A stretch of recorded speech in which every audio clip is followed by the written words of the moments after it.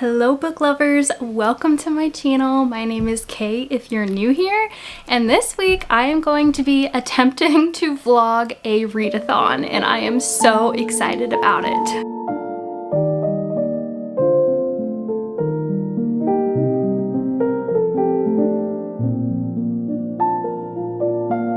So the readathon that I am participating in this week is the Reading in Color Readathon with Liv's Libraries Patreon group. And the only challenge throughout this year of doing this readathon is reading books with a specific color on the cover. There are no prompts or anything like that, and this week the challenge is to read books with yellow on the cover. I have quite a few pretty solid yellow books, but I also have a few that just have a little bit of yellow on them that I really want to get to. So I'm using this readathon as my excuse to read those books. Let me just dive into my TBR and I'll let you guys know what I'll be reading throughout this week. I'll just keep you updated as the week goes on with my thoughts on the books. We will be doing sprints, so that's going to be a lot of fun.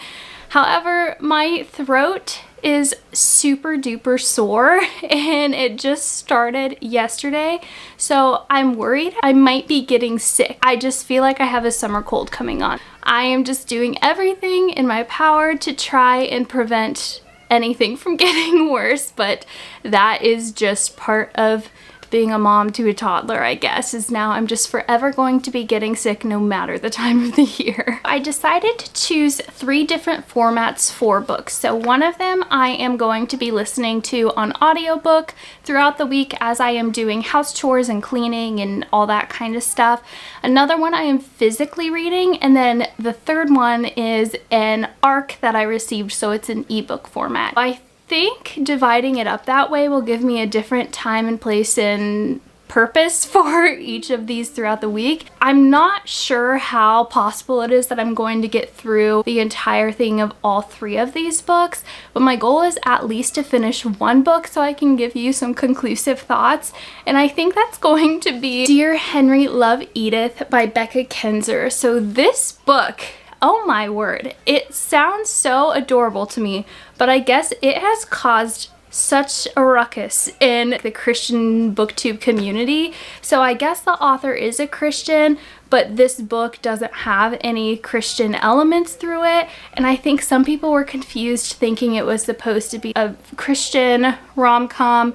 But I'm just going into this expecting a plain old rom-com with no faith threads or anything like that. Just a fun, quirky, silly one. So this is actually on my library's Hoopla, so I will be listening to this one throughout the week. I got so many messages saying I hated this book, and then I got so many messages with people saying how much they love this book. I'm very interested to see where I land when it comes to this. The premise is all good things to me. It's things that I really enjoy, so let me just read the back. After a short and difficult marriage, recently widowed Edith Sherman has learned her lesson. Forget love, forget marriage.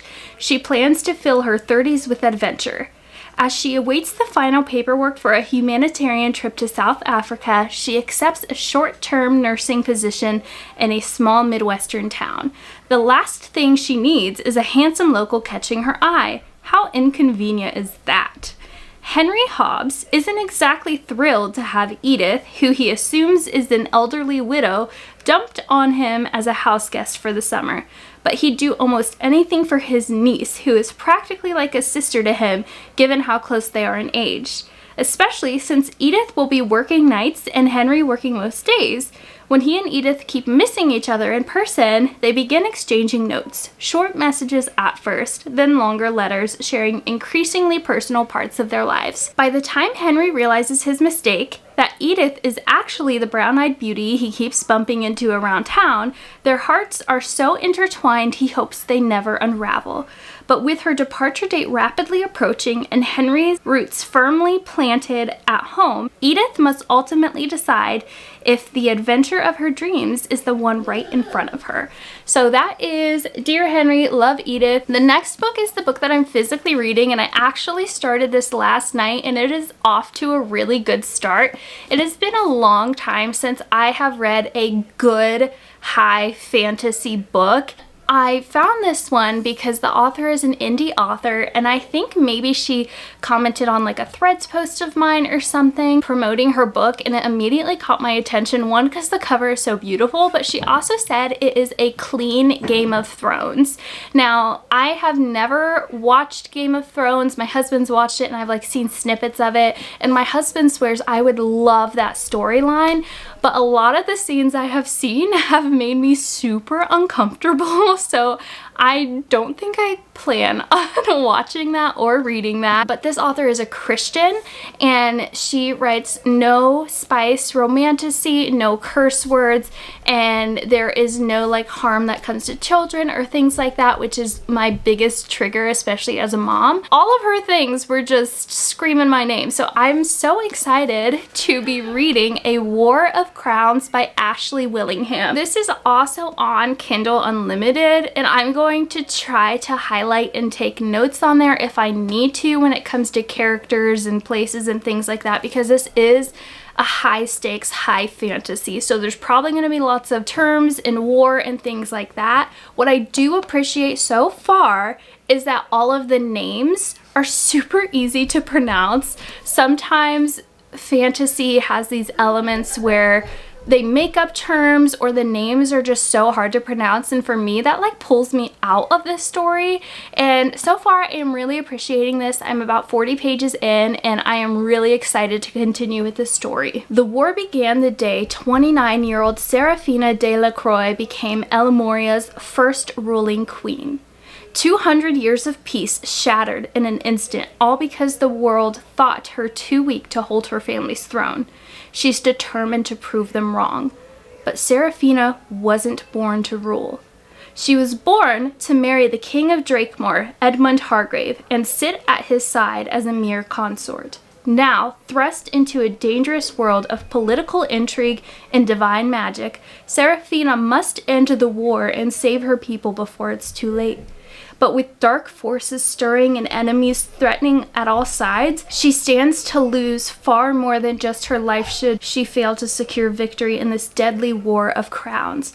Except when a new contender enters the arena, the true King of Drakemore, who supposedly died 15 years ago. Well, that just like gave me chills. I am so excited to get into a high fantasy. Fall time is my favorite time to read fantasies. I think this might be the high fantasy that gets me back into fantasy. Third is the arc that I received. There is a yellow sunburst on the cover, so I am counting that, and I believe that this actually publishes this weekend. That will probably be like my bedtime book to read because I read my Kindle mostly at nighttime. Here is what Ransomed Love by Kate Goodwin is about. He's lighting her dark path to redemption. She's there to burn it all down. Grayson Davis is biotech's Keen Midas. Every new company he touches turns to gold, and his investment firm is Nashville's rising star. But success breeds enemies, and someone has been watching and waiting for the perfect moment to strike. Trained in the art of allure and deception, Dahlia Moore sent to infiltrate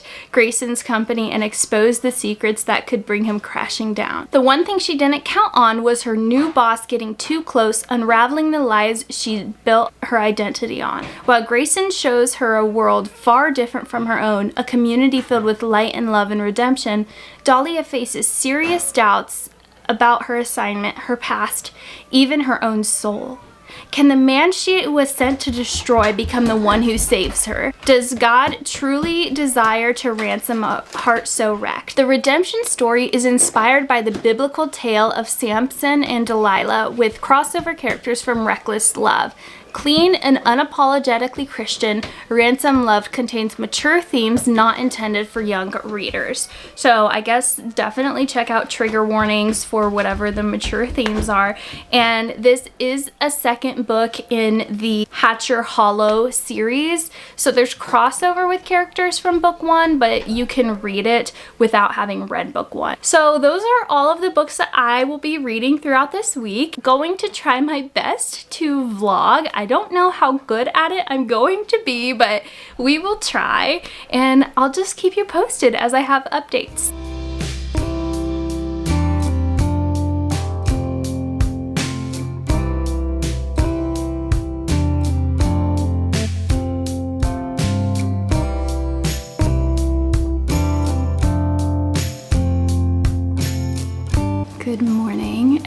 happy day 1 of the Reading in Color Readathon. I am currently making breakfast and I am listening to Dear Henry Love Edith. I think I like the guy narrator. I don't always like it when guys play women voices. I'm going to give the audiobook a shot just because I need some kind of audiobook to listen to while I am doing chores throughout the week. However, if I feel like it's going to sway my rating because of the narrator, I will switch to physically reading it instead of listening. So far, he's not too bad. All right, my breakfast is done.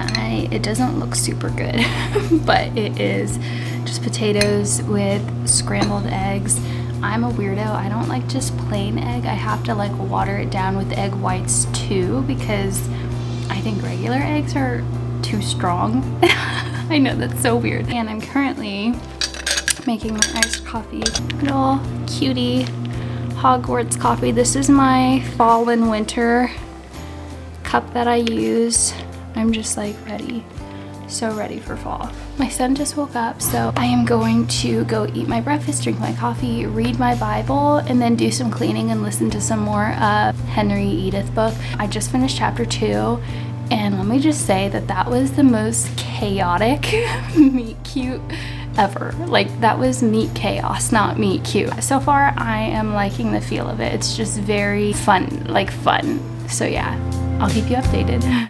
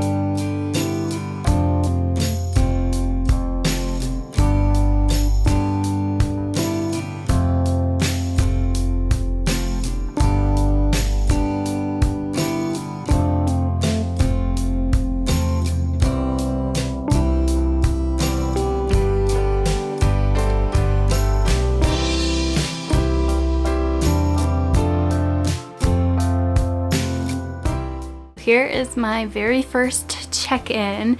I do not plan to do like huge check-ins towards like the middle end of any of these books because I don't want to give any spoilers away.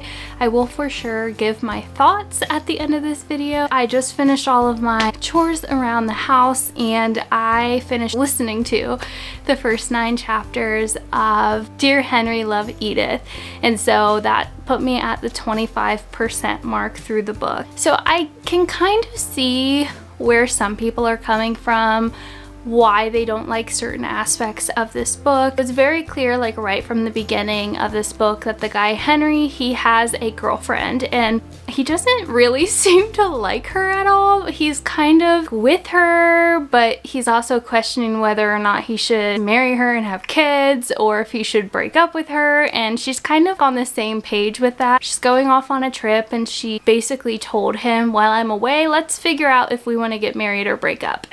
And so they're kind of in this limbo area.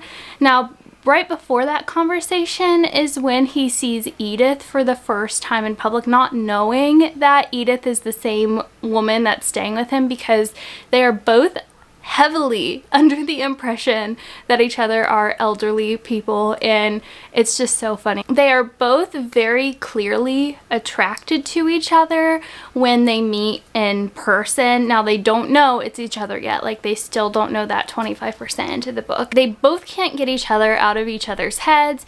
Henry is kind of like seeking her, so if he sees her, he's like trying to make a reason to go and communicate with her. It is very clear that they are both each other's like top attractive type of person. Like they are very attracted to one another. He looks like her celebrity crush, she looks like his celebrity crush, so that's just kind of cute. I guess it's kind of in like a gray area for Henry though when it comes to the whole cheating thing, because he's not like outwardly like flirting with her, asking Edith to go on dates with him, but it's very clear he wants to pursue communication with her. I can see why that is off-putting to some readers. I am going to just keep reading and see how the author handles that situation. It's very gray area in that, and I feel like that's probably one of the biggest thing that bothers some readers. And another thing being, a lot of people went into this book thinking it was a Christian rom-com, but it's just a rom-com. I could understand why that would be disappointing if they were expecting one thing. Thankfully, that's not really been a letdown to me because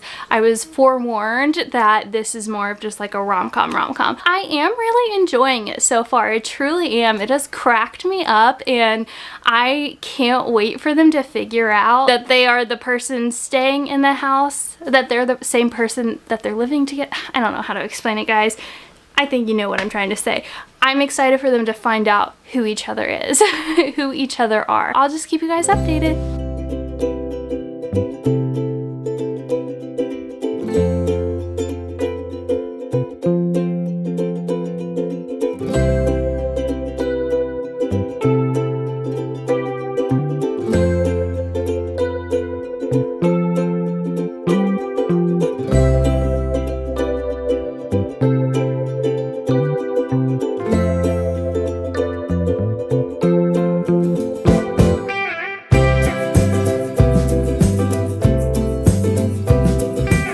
I am here with day 2 updates, so I haven't listened to any more of the Henry Edith book, but I have been physically reading A War of Crowns by Ashley Willingham. I am 135 pages in, and I was really nervous about picking like a 500-page fantasy book for this readathon, but I feel like I'm going to absolutely fly through this. I don't know what it is about her writing, but it is just so immersive. The beginning chapter like immediately just pulls you straight into the action. Now this is for sure high fantasy with lots of political intrigue, and I really like that. There is supposed to be a very slow burn romance through this, which I love, and there is war and things happening. The world that this author has created, I am so invested in, and I was a little nervous that there are like 12 points of view in this book. I think so far I've experienced maybe 7 of them, and I don't know how this author has done it, but every single one of her characters, I want to know more about what they're currently going through. I'm so excited to get back to each and every single one of their points of view, and so I think that's incredible. This author has truly made me feel for every single character in some way, shape, or form. Every single chapter so far has made me just want to keep turning pages. I have had multiple like visceral reactions to things happening in this. My jaw has dropped. I don't know, you guys, this just better keep going uphill. I will be shocked if this is not a 5-star read for me. Again, like I'm 135 pages in, but I don't want to stop reading because I'm just so invested in every single thing happening. I can't wait to see how it ends and what my thoughts are. Now the second book is coming out in December, so it's possible it could end on a cliffhanger, which I am one of like the oddballs that I don't care about something ending on a cliffhanger. I don't have to read everything back to back to back. But yeah, I'll just keep you posted. Just wanted to make quick note that I am loving this. Hopefully this isn't too terribly backlit. It is Sunday, and this cold, sore throat is really catching up with me. So I am doing church at home today, sadly. But I just wanted to give a quick check-in. I don't know when I'll check in next. Probably once I'm feeling a little bit better later this week. The readathon goes on through Thursday night. I moved because that lighting was terrible. But I just wanted to give a quick little update on A War of Crowns. I'm 190 pages into this, and I am absolutely loving it. I'm having so much fun. It is so interesting to me. I haven't had a fantasy pull me in like this in a long time.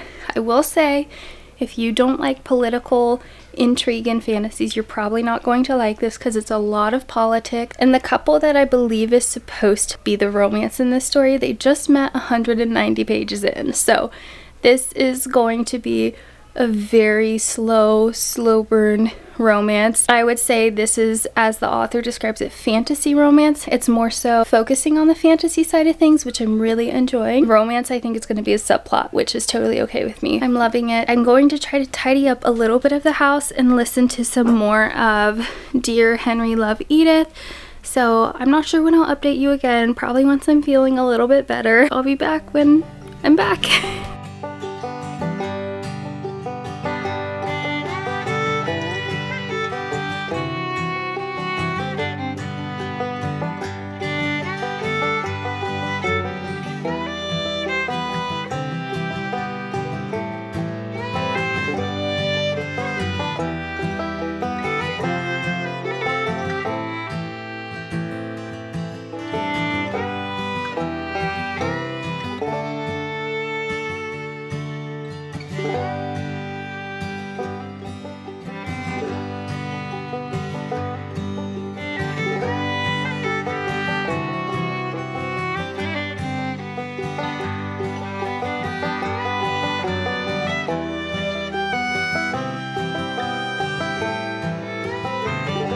It is now Thursday, which is the last day of the readathon, and I am not feeling any better, but I decided to fix my hair and put some makeup on and a cute sweater, so hopefully it can help me feel a little bit more human. I wanted to go ahead and close out this reading vlog. Oh my gosh, I'm going to be editing the heck out of this. I have this cough, and then I can only say so many words before losing my breath, and I have to like breathe again. Anyway, I just wanted to say thank you to everybody that has been watching my channel and supporting me. I feel like I blinked and now there's almost 1,000 of you guys watching. I thank the Lord for that and for leading me in on this platform, and I truly feel like I am now serving the Lord's purpose within the book community that He wanted me to do this whole time. So I just want to say thank you so much for your support, but all glory to God and just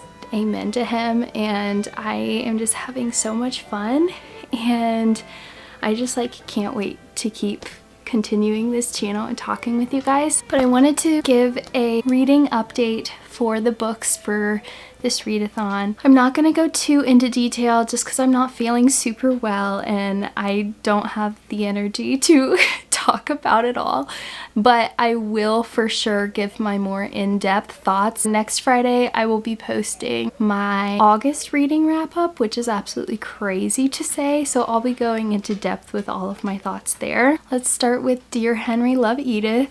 So I did DNF this book, and I see why it is so controversial in the community, and I will go through all of my reasons next week. But it started off real strong, and then it just went downhill from there. I DNF'd that one at, let's see, 44%, y'all, so literally almost halfway through, and I don't know what redeeming factors. I don't know how that story could be redeemed in the end.